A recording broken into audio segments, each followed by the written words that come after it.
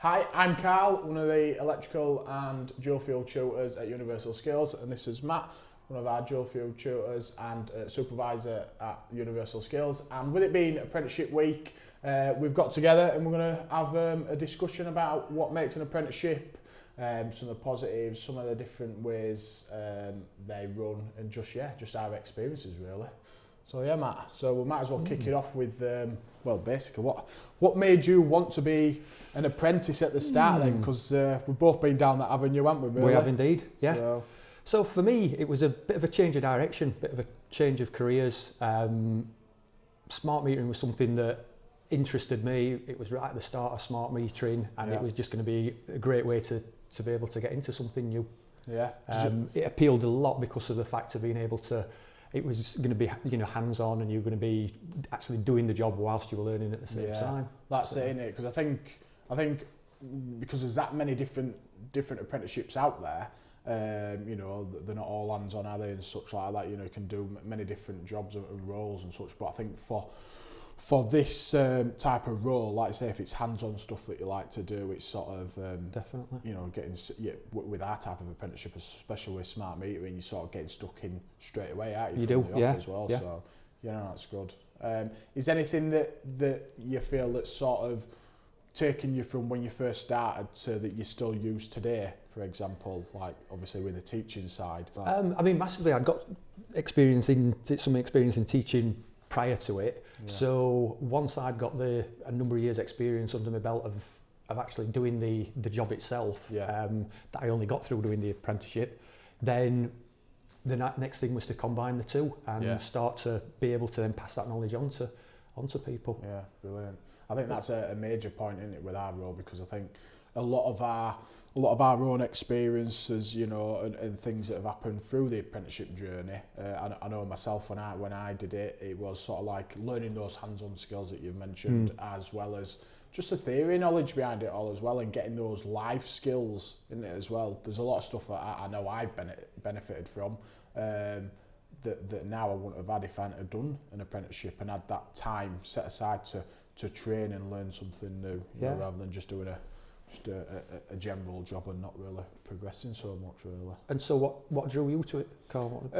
It was more so, I think it was just that change. I thought for myself at that time in my life, I was thinking, you know what, I want to do something that's going to give me these industry recognised qualifications for one. And I think with an apprenticeship and doing a trade, so to speak, like what we do, it's it's going to be something that's always going to be needed, and it's not just doing the actual role, but it's the skills that you can adopt into your own life, whether it's your own jobs you're doing or different avenues you want to do. So for example, we both went down the apprentice route, didn't we? Did as trading, and then we've come to this situation now, and for me, when I've done mine, I've sort of come to the teaching side afterwards.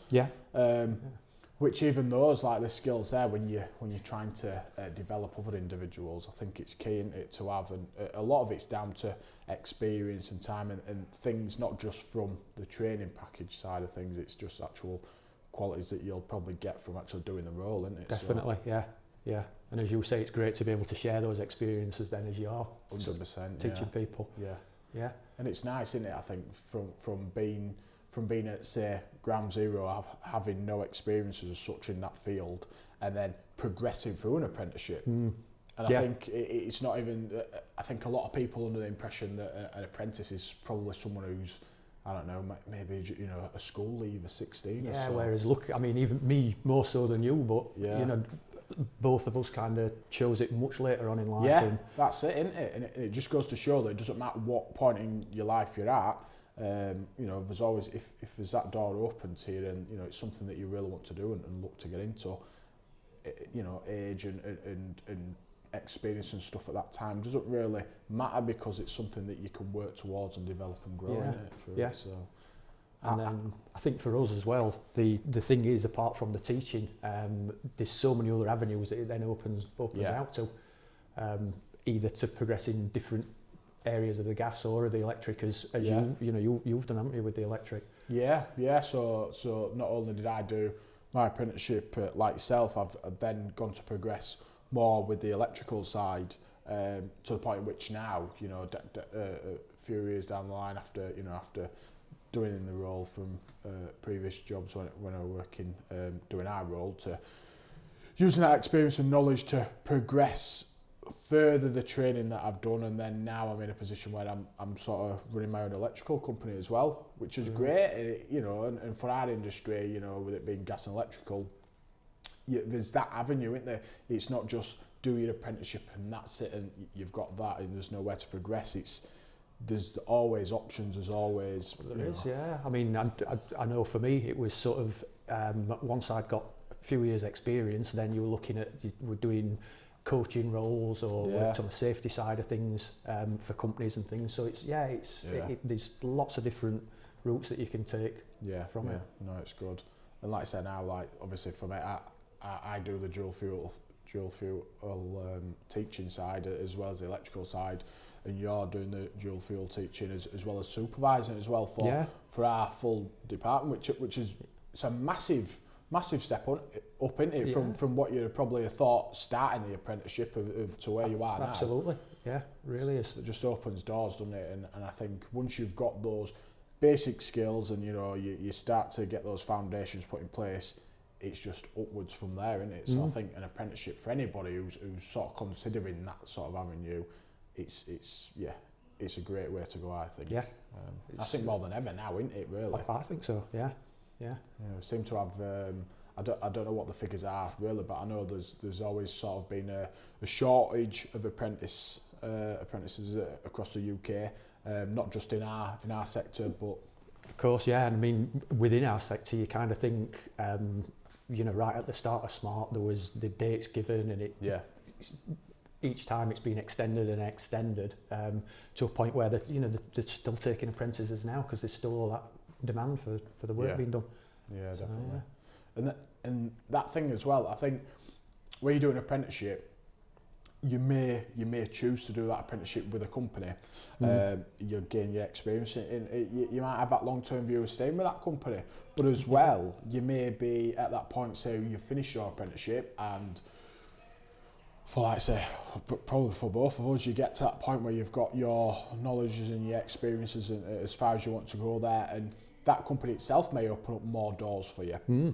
You may want to progress into something a bit more, which may take you down a different avenue, but you're still using those skills, those behaviours, all that knowledge and understanding that you've gained from that apprenticeship to help you in your further roles, aren't you, really? Yeah. I know all the skills and stuff that I use daily, whether that's through my electrical company or through the teaching side, I'd never have been here without actually getting those foundations. It is the foundations, isn't it? And then it's the building blocks then to be able to take it wherever you want to take it. Yeah, definitely, 100%. Maybe more so now. I think with how times have changed, obviously from we did ours, years ago to what it is now. You get a lot of like I say, a lot of people choosing different options. Times change, and it comes down to that thing again of age and is it the right move, because a lot of apprenticeships out there might be paying a standard apprenticeship wage, which I know is roughly somewhere around £4.81 or something like around that figure, or close to £5, which is not a lot of money, is it really? It's not. No. Maybe for somebody who's a school leaver. Yeah, but if you've got bills and one thing or another, it's not going to go far towards it, is it? No. And I think the beauty of apprenticeships is it all depends on the sector that you're going into, the companies that are offering it, and the room for growth, really. Because I know that our apprentices that we get in centre, like I say, they can be anybody from they've left school not long since, or college or what have you, and not really known what avenue they want to take. They're seeing this opportunity, they want to progress that, to someone who could have been in a completely opposite job role, maybe office-based, something like that. It can be, and the interesting thing is then when people come in from all these different walks of life, that everybody brings different life skills with them that they've picked up. So quite often I find that the ones that get it quicker or get it better are the ones that have had absolutely no. You ask them what's gas and what's electric, and other than knowing that you switch a light switch on or switch the gas on, they've no idea on it whatsoever. But they're coming in as a blank canvas, really. Yeah. Which is great then for them to learn from scratch.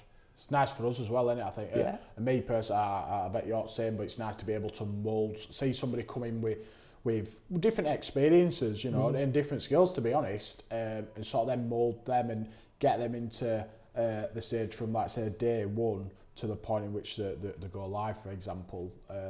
Just seeing progress and achieve what they set out to do. It's a great feeling. Yeah. As a whole, I think an apprenticeship is definitely a great option for a lot of people.